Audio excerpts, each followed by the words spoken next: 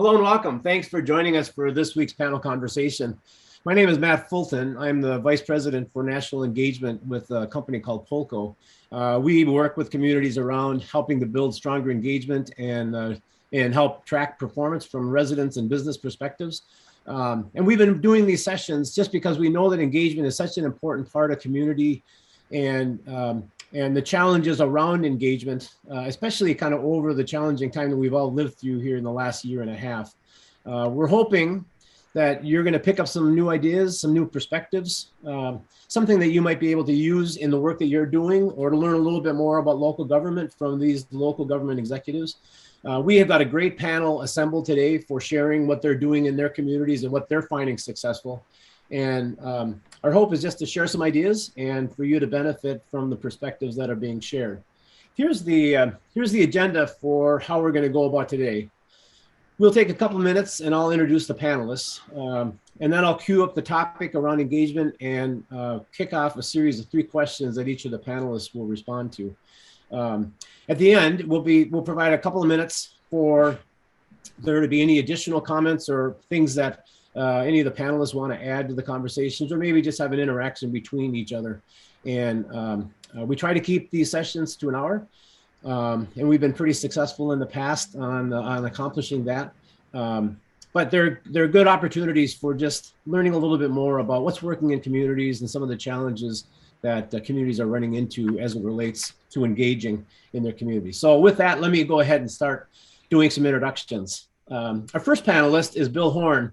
Was appointed by the City Council in 2001 to serve as the Chief Administrative Officer in Clearwater, Florida, although Bill worked for the city for a few years prior to that.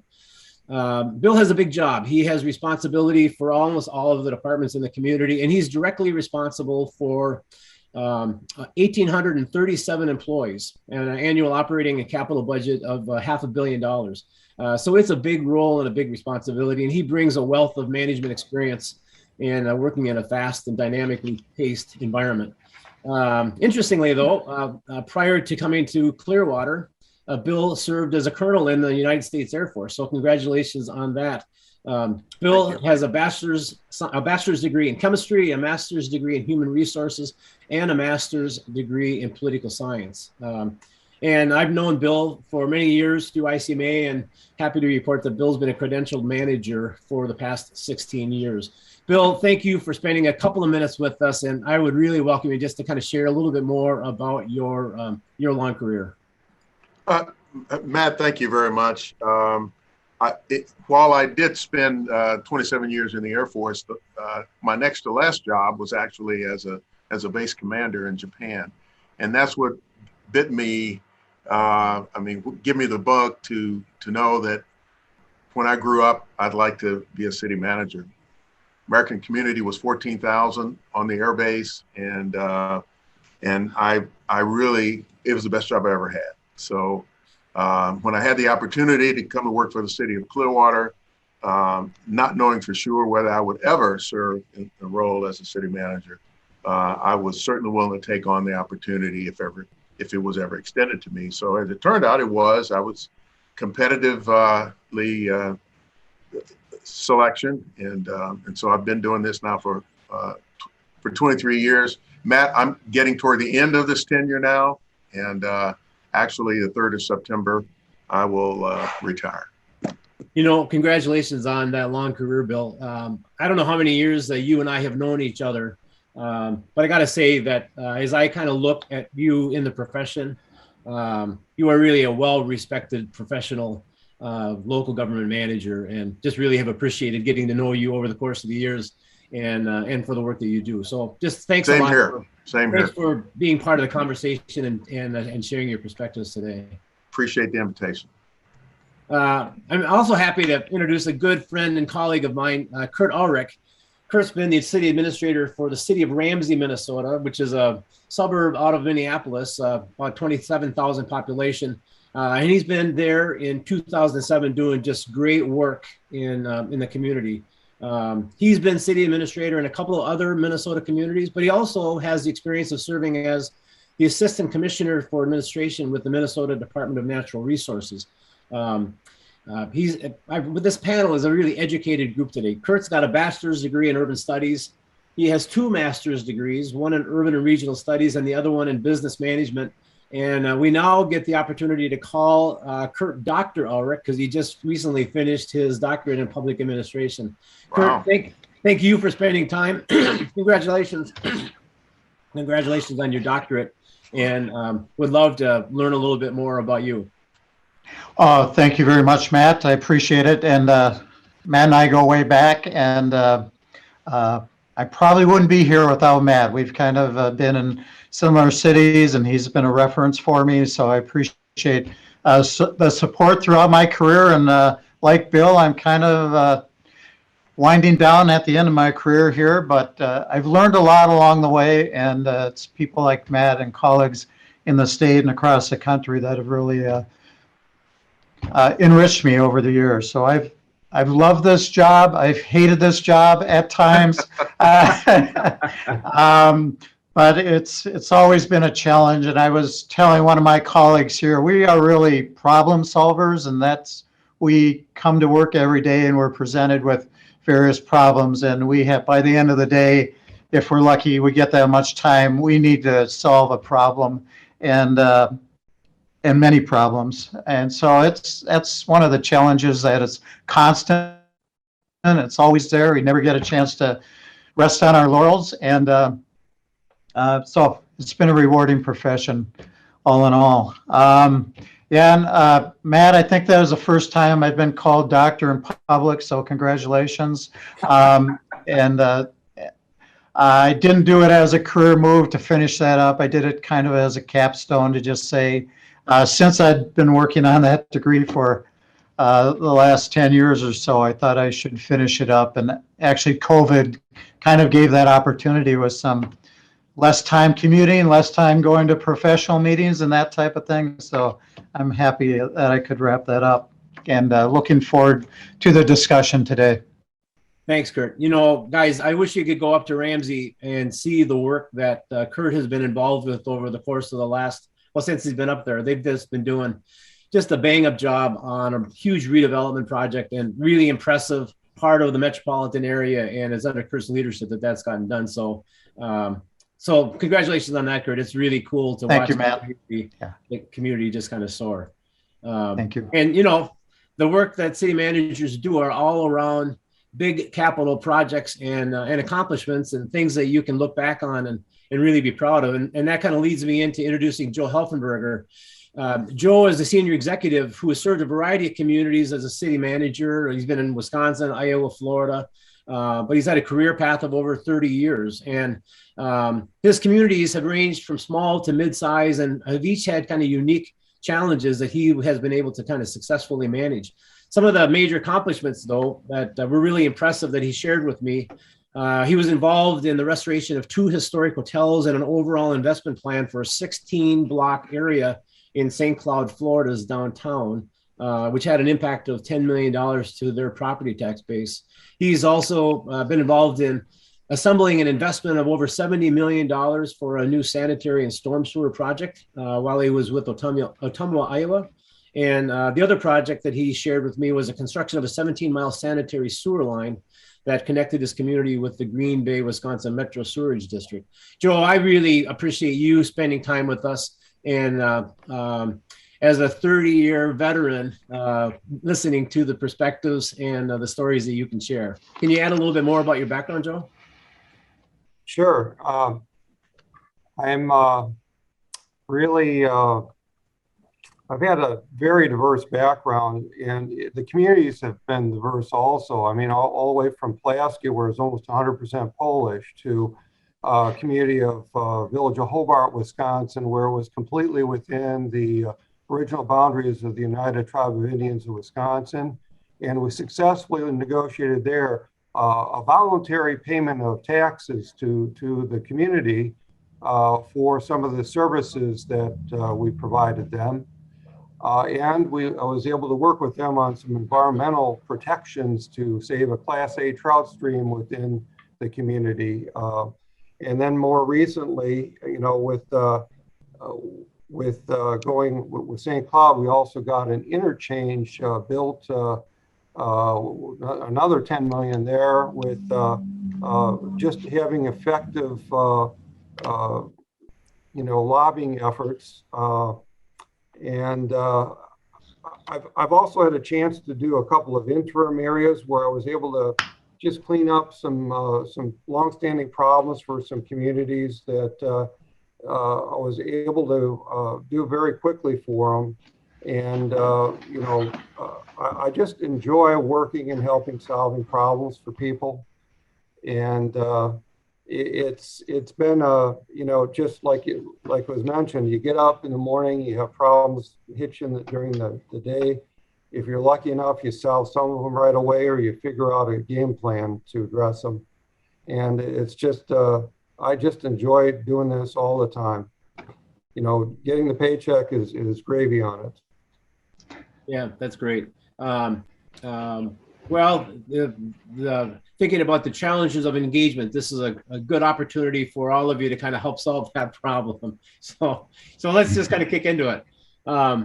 The topic of the conversation today is the value of community engagement under the American Rescue Plan Act. I don't think it's any surprise, just the magnitude of the disruption that every community in the country and in the world has experienced over the last year and a half, and the changes and the impacts that it's had on every aspect of what you do, even internally to the organization, but externally to your community. Everything has kind of shifted. And so if you had a plan in place 18 months ago, the priorities in those plans probably have shifted today, just given what's happened over the course of the last year and a half. Engagement has always been an important part of local government operations, and it's got to be authentic and it's got to be real, but it's got to be based upon what the current priorities are. And so now, as we have this opportunity to enter into the American Rescue Plan Act, we call it ARPA. It gives an opportunity to kind of think about how do you re-engage with your community to understand what those community needs are, so that you're addressing transformational issues that can really, truly move your community forward into the future. So that's what the conversation is going to be around today. Let me kind of introduce the topic in just a little bit different way. Because of those disruptions, I'm really interested in learning about what you're doing in your communities for understanding what the current priorities are for your residents. And I think a larger thing that is really going to be important is, as you start to think about engagement and performance in your communities, I think local government has a responsibility overall to be able to demonstrate that the ARPA monies have been used effectively, so that it's not been used for kind of pet projects, and it really does provide for you to move your community in a transformational way moving forward.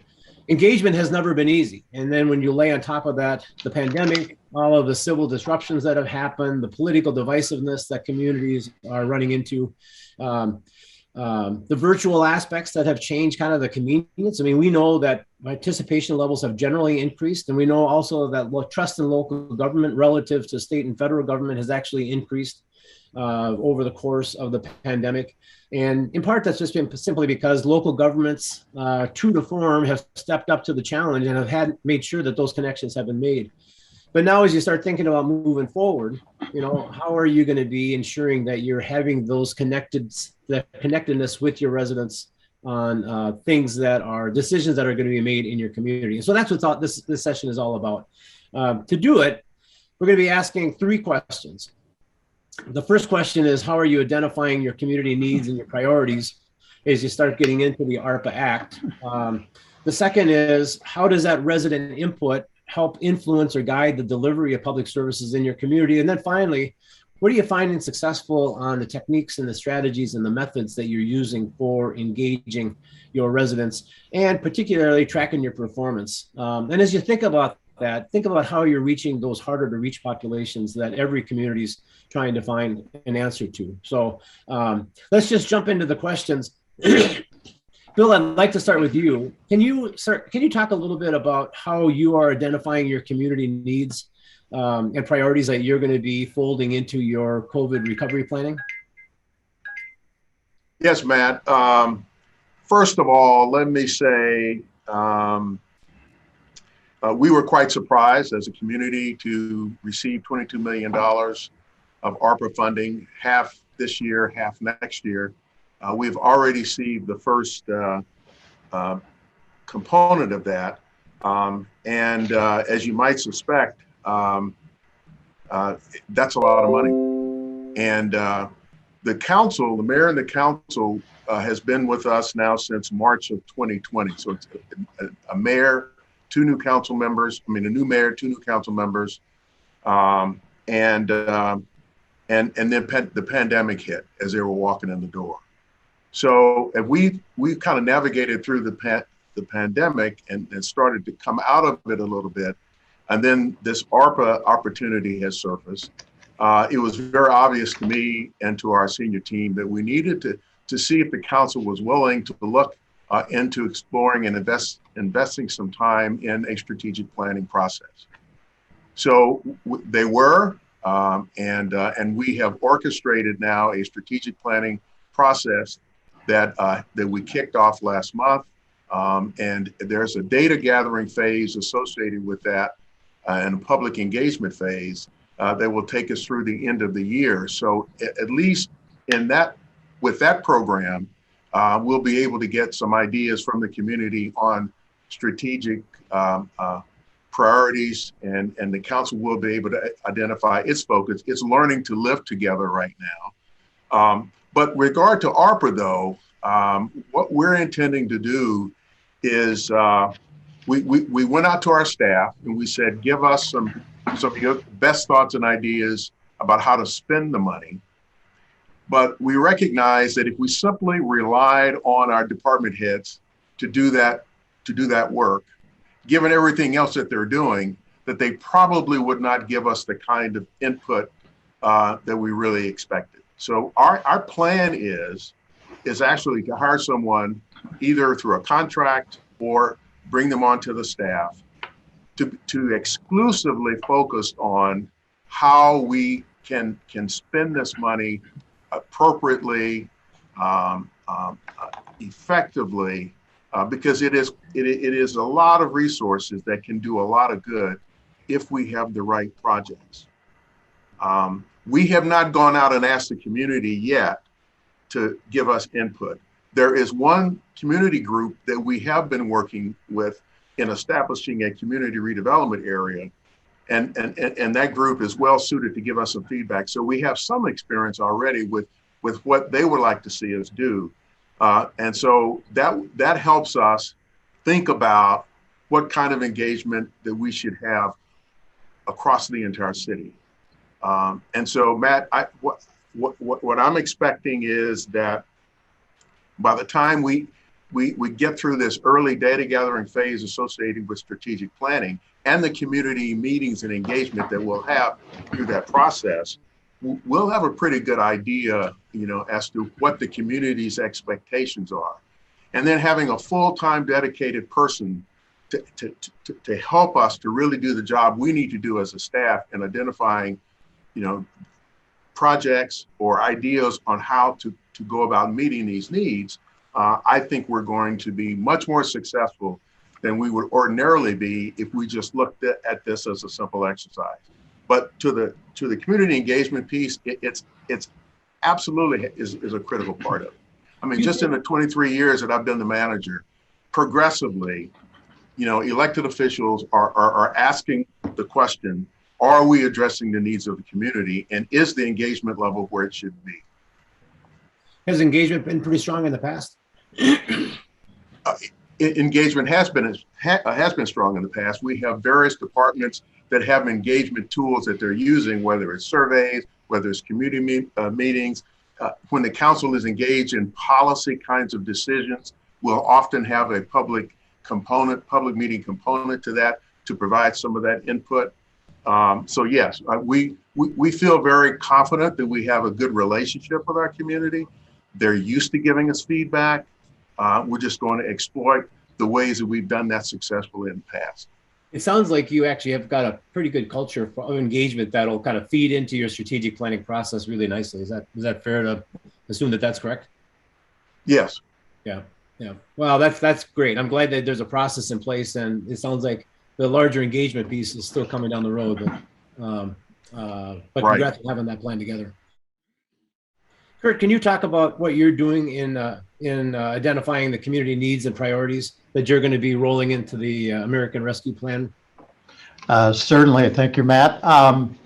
We were fortunate enough to have done an NCS survey and we wrapped it up in January of this year. And so we have some current data in terms of random sample input from the residents that we're using, of course, to guide our strategic plan. And one of the components of that strategic plan that's in place that we're targeting our ARP monies towards is capital asset preservation and maintenance. And so we did have on the books a water treatment plant, and that's one of the eligible activities for ARP. It's a $32 million project.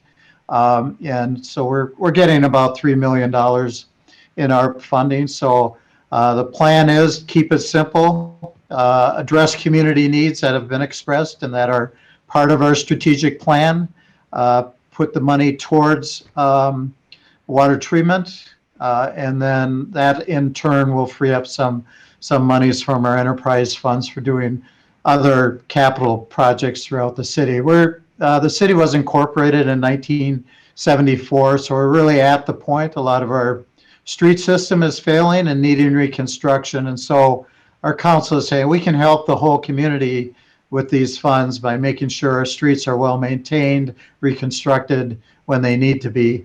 And so that's really how we've used the process of the NCS survey, and then the constant feedback we get from residents, and that's where the streets come in every spring, especially with potholes in Minnesota. It's a thing. Addressing that critical issue of the community infrastructure and making sure infrastructure meets the needs of the community, not just today, but for the next 40 years. Did you notice with your NCS results, did you notice any particular shifts in resident sentiment around the community or any of the issues that you were historically dealing with? We did not, somewhat surprisingly. This is our fourth or fifth year of doing a biannual survey, and we did it in the midst of the pandemic lockdown, and we had good response rate, but not so much a shift of the priorities. It seems like they're pretty standard, infrastructure being one of those. The condition of our streets, parks and trails maybe ticked up a little bit because people were out there using more trails and using more parks during the lockdown. So I think that if any field, that probably was one that ticked up a little bit. Yeah, got it. Okay, thanks. Well, I appreciate you letting us know. I mean, that project would be a great one for ARPA. So appreciate you sharing that with us. Joe, can you talk about your experience in identifying community needs and some of the work that you did in Lake City on getting them ready for the ARPA program? Sure.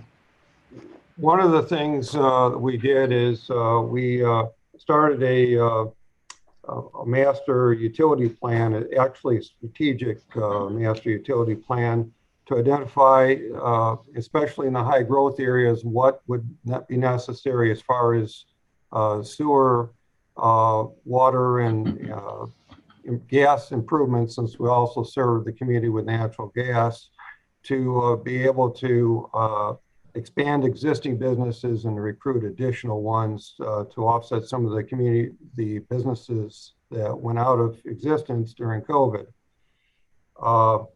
One of the major businesses was struggling before COVID, and I put together a series of agreements with the county. The city and county, before I got there, had a horrible relationship, and I shored that up fairly quickly so that Columbia County and Lake City were able to very effectively work together on major projects. Like we shared a communication system that saved the city $2 million. We're working together and have worked on expanding 2 different industrial parks that prior to the city engagement in it did not get off the ground. We we pledged to do the looping of all the infrastructure if we had input with the county and an existing business. Warner Truck came in to he had about 85 jobs here, and they built all during COVID, and it worked really well. And it opened up a huge area for the city, and the county worked with us to be able to connect this property into the city. Actually, the county was a cheerleader for us. And this put us in a good position for the future. And then this master utility planning helped identify bottlenecks in the sewer system that prevented expansion. So that was really, really helpful. We also had a series of town hall meetings, and we expanded that, the frequency of them with the COVID to be able to make sure that we're inclusive in capturing the concerns of the residents, because there were very diverse groups within the community. You know, one of the things that's impressive, just because as I think about your history of the career that you shared, your career experience that you shared, you've done a lot of collaborative work with other jurisdictions, counties, states, you know, those kinds of things. And it's probably, I mean, it is part of what we do as city managers. Do you have any sense for whether or not service delivery levels will change in terms of doing more regional service delivery, just because there's opportunities to do that now with availability of these ARPA's money? Any sense on that?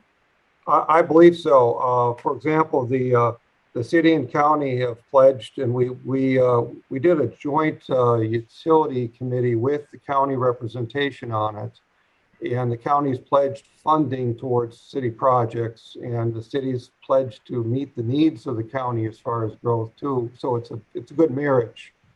And with the we had a number of businesses just couldn't survive COVID, and so to replace that loss, this cooperation has been essential.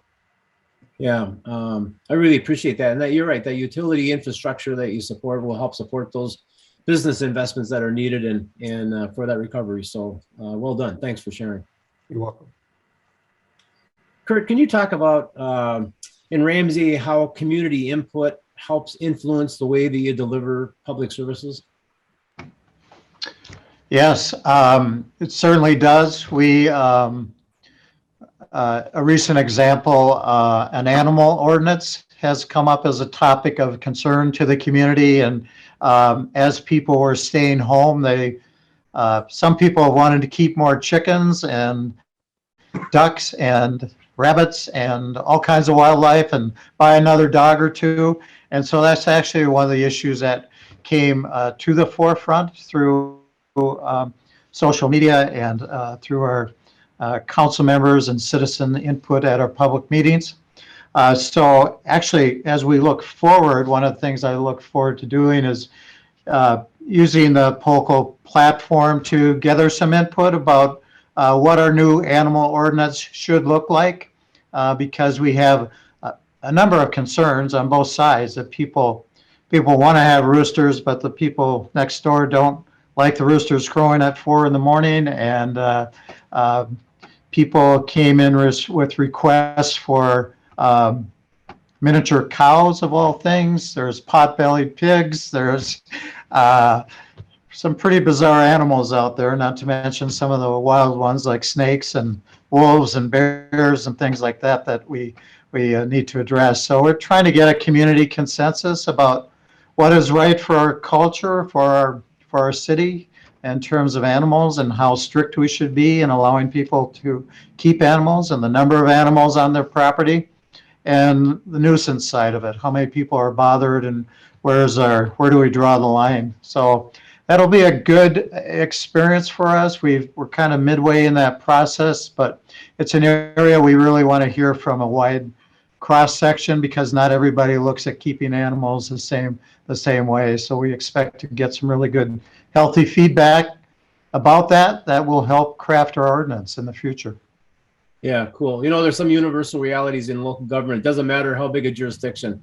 Pet ordinances are always something that all of us have to contend with. So, yeah, I've had to deal with braying donkeys and passenger pigeons in my career, and they're always tough because there's always a neighbor next door that doesn't like something. It's always the balance. Kurt, do you have a sense for during the pandemic, did your participation levels increase? Actually, I would say yes overall, because we had Zoom attendance at the meetings and people were showing up in their sweatsuits, and a lot of public comment that I think maybe we wouldn't have gotten otherwise. If people were, it was just more convenient for people to show up and pop in for 20 minutes for that topic and then pop out. And so I do think we got a little more healthy feedback that way at our meetings. People were a little more engaged with some of the social media too, so giving some feedback that way. Yeah. Okay. Cool. Thanks a lot, Kurt. Good luck with that. Thank you. Joe, can you talk about how community input helps to influence how resident needs and business needs are being met? I think it helps build community support and community consensus towards a project. For example, when the city was looking to spend $600,000 to get the Werner Trucking Enterprises into the community, I outlined everything and the benefits and stuff. We solicited input a couple of times from the public, and when it came time to vote, there was no opposition to it. And the same way with a number of other major projects, especially if there's a lot of spending involved in it. One of the things we recommended is with the community engagement, if they wanted, for example, affordable housing, we had a component in there that captured that also. So it wasn't all of just one thing. We met a variety of needs by getting the input of the various groups. And with the COVID, we went to the Zoom attendance at meetings, and we even did remote testimony for some of the public hearings. And that worked as long as there wasn't a ton of opposition, which there was, unfortunately. So we've got two-way communication virtually, which also opened up a lot more for the community. So we had, in addition to all those in attendance, we reached out, got an average of about 30, 40 people attending virtually every meeting. That added to the public's engagement in our whole process. Did that virtual engagement piece, did that work pretty effectively for you? Yes, it did. We wound up actually using Zoom, and it just was a whole lot easier for the public. I did have full-time management by IT all the time. We did this, and it worked out very well, because if there was problems that come up, they could solve them almost immediately, and it was almost seamless that way. Yeah, that's great. And your council welcomed it? Yes, they did.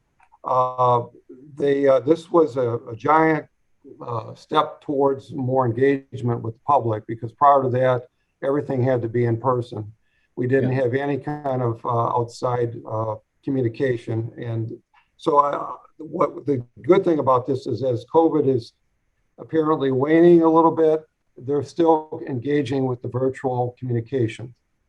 That's great. It's probably one of those adaptive things that the local government will just continue on with, and that is having the hybrid model of engagement where you got in person and virtual. And that's good. I'm glad you had a good experience with that, and it's a meaningful way to engage. So thanks so much.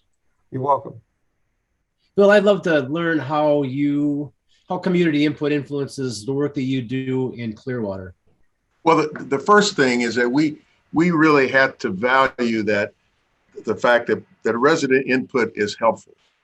I mean, I think you have to have that fundamental belief, and then that makes you much more open to the kind of feedback that you get. I mean, we certainly send out surveys, we have public meetings, but one of the things we've learned is that sometimes it's important to get the public's input on the front end, before you have anything locked in, even though you may have some ideas about what kind of services that you'd like to provide or how you'd like to do it.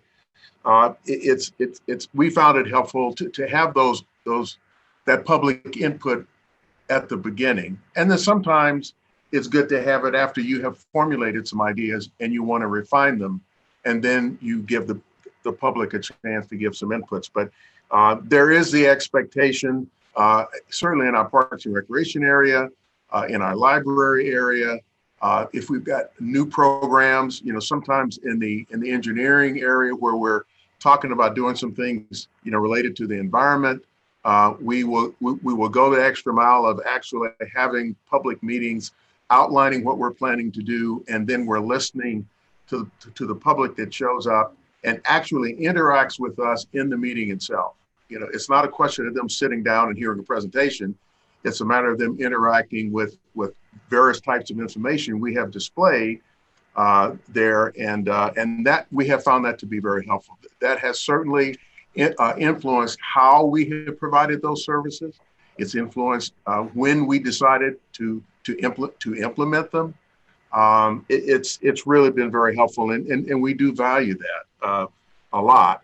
And so that's kind of worked itself into kind of how our departments actually do business, is that we always are asking the question, well, what's the public engagement, public input part of this? Where does it fit into the scheme and the timing of what we're trying to do? And we come to terms with, just how we're going to do it and how we're going to use the information. That is super. Thanks for sharing that. I mean, you brought up several things that really resonated with me, Bill. The first is this organizational value part. If you don't believe in engagement, if you're just doing it kind of as a project, something that you have to do related to a project, our experience has shown that you're not going to be very successful with it. So it really does have to be something that you believe in. And it sounds like Clearwater has really adapted and adopted that philosophy that engagement is really important in not only the project, but just in kind of everything that you're involved with. The second is, and I do want you to add on to this. The second one that really resonated with me is the fact that you engage throughout the life cycle of a policy decision or a project, getting people's input. I really love the idea of getting people's input up front, but then engaging them as you go through that process so that you're really developing the sense of community that people so much value. Well, it was commented earlier. I mean, technology has really made a difference in the past 20 years. I mean, everybody responds to social media. And while we complain about social media, in many respects, there is always a little bit of truth there. And people give you feedback on how well you're doing. They will highlight things that will indicate to you that maybe you're not completely hearing the messages you need to hear from them, in terms of impact. And so we have tried to use technology to our benefit. And our public communications department, 20 years ago, it was emails, phone calls, meetings.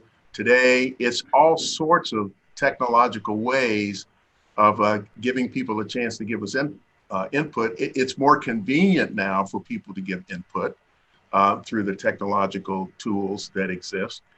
And so there's no excuse for not being able to answer the question, what kind of impact are you having? And are people having a chance to really tell you what they think? Yeah, no, that's so true. Thanks for sharing that. That was a great response and a great perspective. So I appreciate that. Joe, can you talk about the strategies and the tools that you have found successful for simply engaging residents and for helping you to track your performance? Well, one of the things is with these town hall meetings and holding them at key sites and having the right amount of meetings, at least a couple of meetings in key neighborhoods is critical. Sometimes they have an aversion to come to City Hall. So going out to them, generally you get more of the local input. But not too many either, because after you get a certain amount, it gets to be the same people will show up at all the meetings otherwise. So you try to strike a balance there. I usually start with a brief formal presentation and solicit informal discussions. And prior to these meetings, we put on our website at least about a week in advance an outline of what we'll be discussing to get it out to the public so they can kind of figure out what they want to ask or what they want to comment on. And I pretty much strictly adhered to the 7-day rule that it have to be out to the public before we held a meeting, and that's really helped. You know, it's been the inclusiveness. It's just critical to be able to have the harmony and the public buy-in to projects. I mean, when we've started doing this with the budget years ago, where before we'd even start working on a budget, we'd ask the community what was important to them for that particular budget cycle, and those meetings were pretty well attended. Generally, you had more input then than you did during the budget hearings, so that was very, very helpful. And we kind of use that same philosophy in approaching the needs through our recovery efforts here with the COVID. Did you have, Joe, in the strategic plans that you had, did you have some established set of metrics that you were following for helping you to track your performance, or anything that you'd suggest to other local government officials? We'd have time frame on this, and we hired engineering consultants to kind of help keep track of some of these projects and to record the input we've got from meeting to meeting and what the progress was from meeting to meeting. And we put that on our website also and solicit input. And when I'd be doing service organization meetings, we'd encourage them to go to the website or contact various council members. And we also, when we got input in, if it was in between meetings, we shared it at the meetings.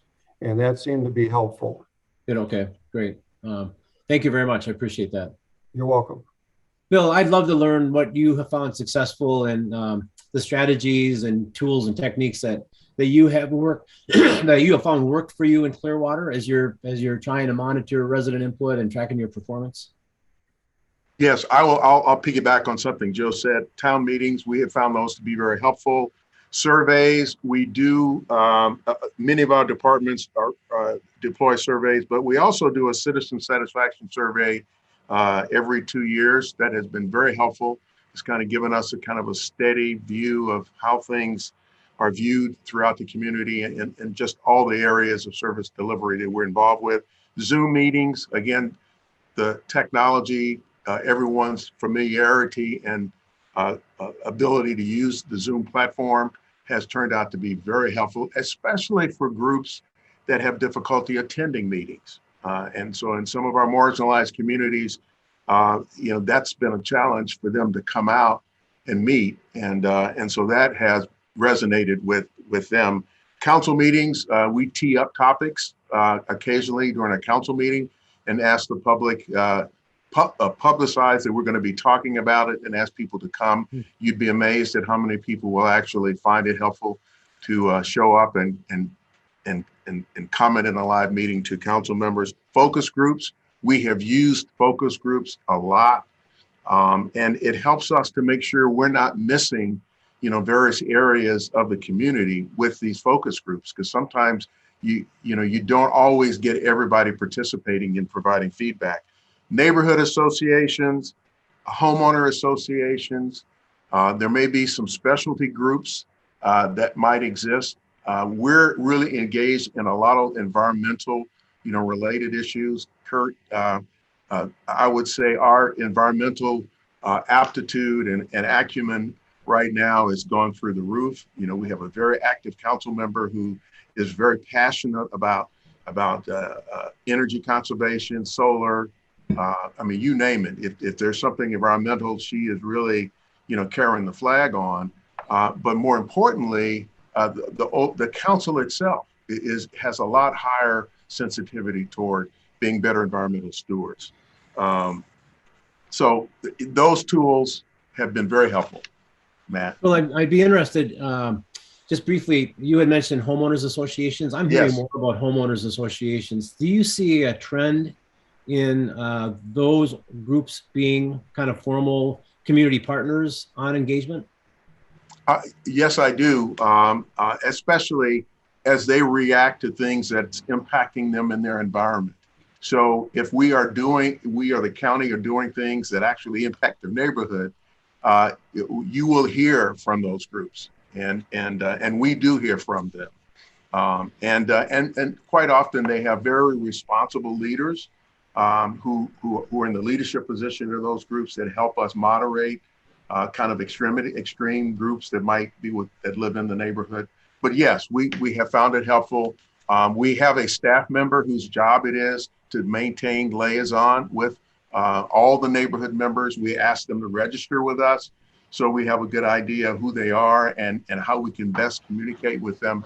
That has been very productive. We've been doing that for the last 20 years, and we found that to be helpful. That's great. Yeah, you build it over time, don't you? Yeah.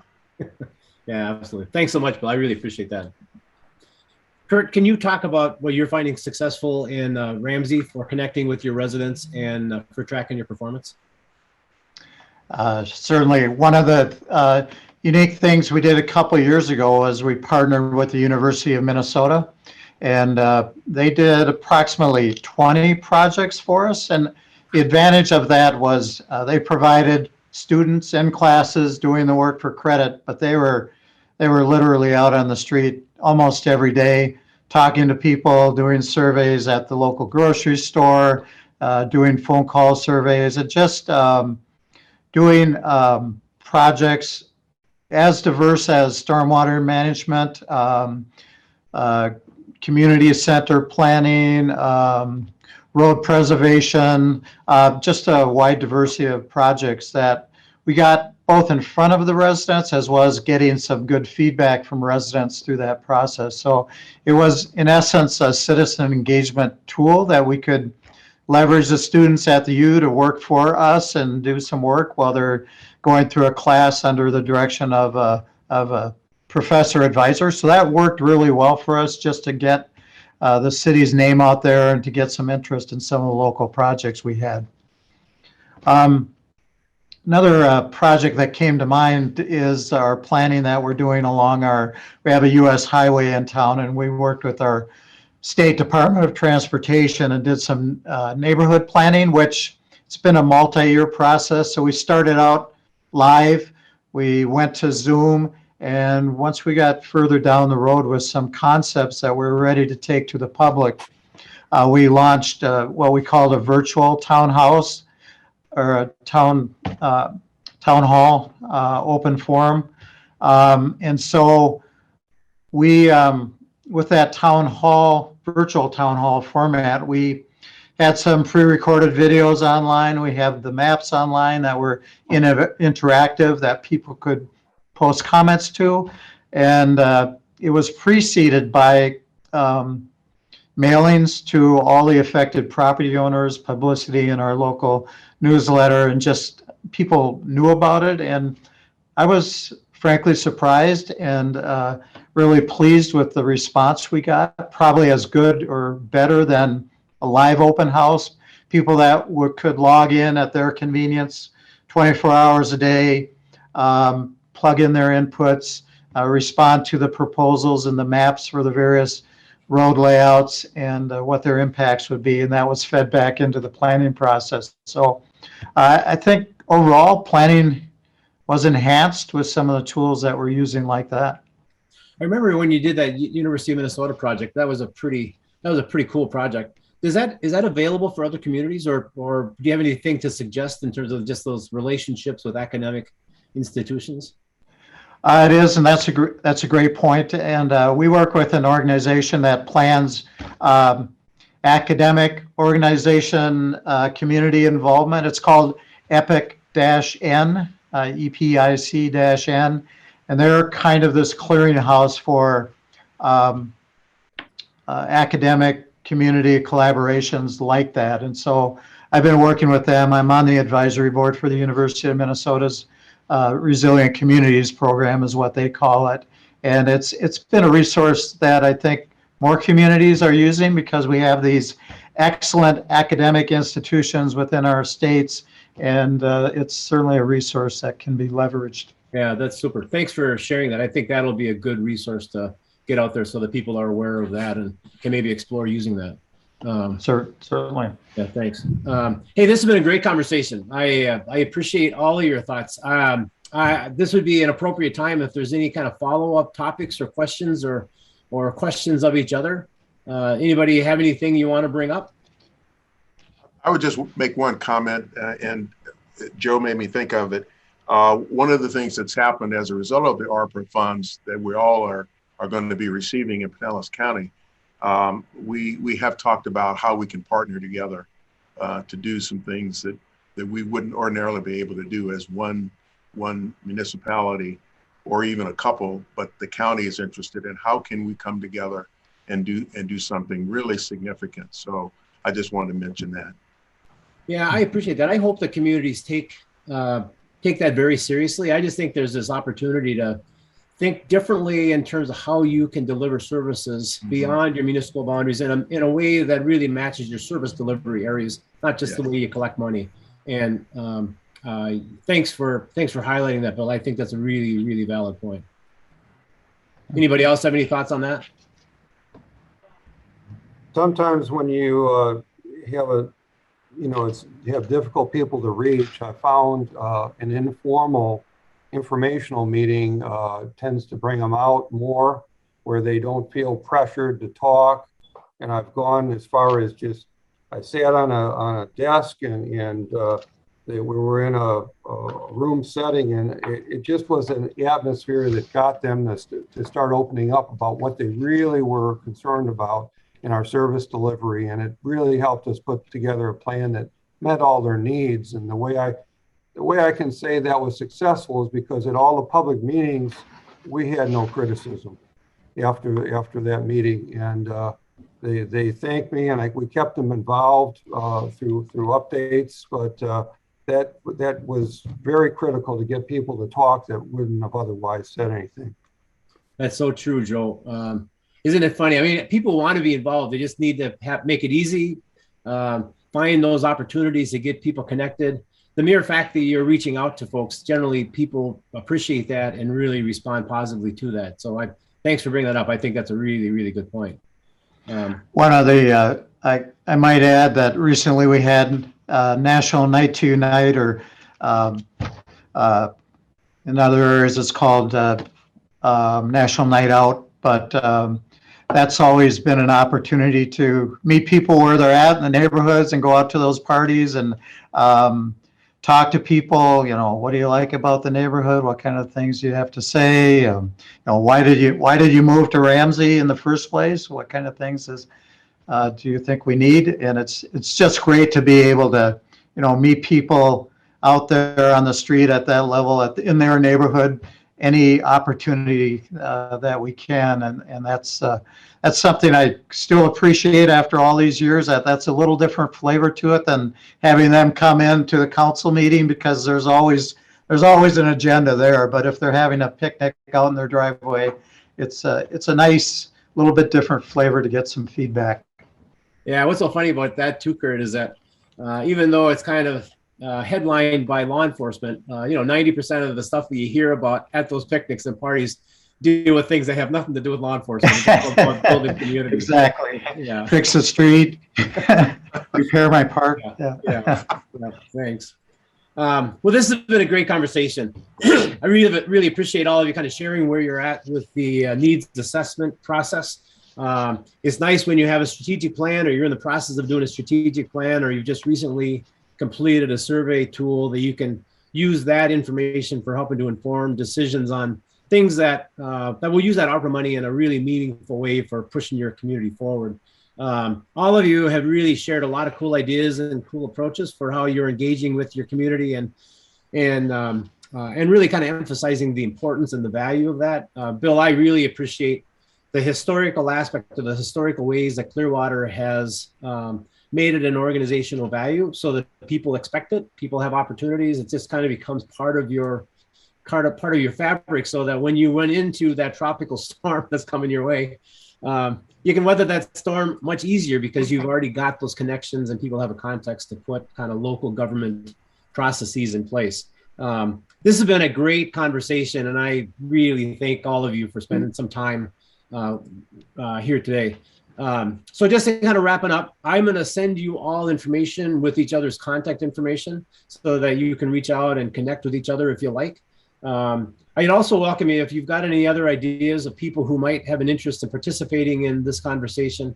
I do these every week, and I'm always looking for local government executives that can share their ideas on what they're doing successfully.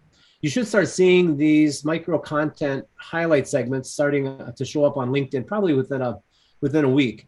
And as part of that, I will certainly reach out and connect with you. I'd love to get your feedback on how this experience was for you, and certainly give me any feedback you want on things we can do to make this effort a little bit better and more professional and more worthwhile for people who are seeing it. Again, it's just really for the purpose of sharing ideas and perspectives. The benefit for me is I get to interact with local executives who I have respected for the 32 years of my career, and just really appreciate the opportunity to have these kind of meaningful conversations and to hear what you're doing, the cool things that you're doing in your community. So thank you very much.